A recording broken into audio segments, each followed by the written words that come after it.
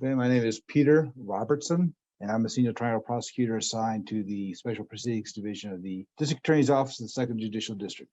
3 years ago, in May of 2019, I retired after 27 years of service from the U.S. Army Reserve. And I was always a reservist. I was a guardsman for many years, and then I was also an Army Reservist, and thinking about the last third of my career.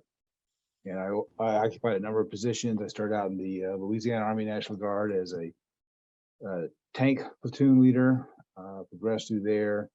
When I came to New Mexico in 1998, I was not actually in the Guard actively. I joined later after I came to New Mexico, and I switched into field artillery, which did a lot of, I was called a battery commander. So I got to travel a little bit more. My unit was actually in El Paso for much of my career with the Army Reserves.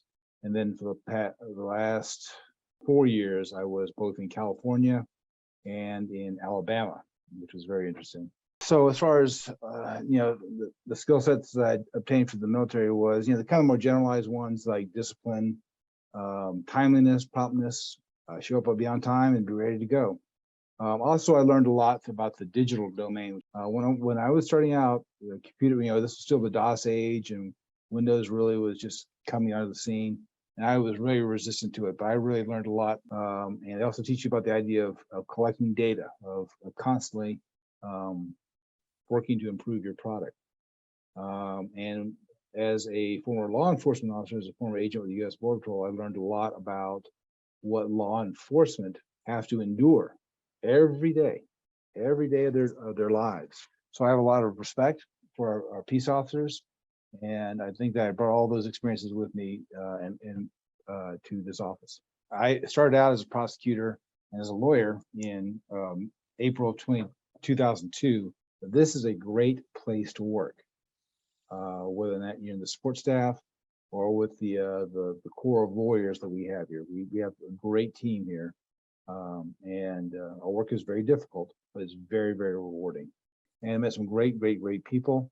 When I was working for the Corrections Department and other state agencies up in Santa Fe, wonderful people. So if you hire a veteran, what you're going to get is somebody who wants to be there and who wants to contribute to the team and who thinks beyond, really lives the ideal of living beyond themselves and wants to contribute to the organization.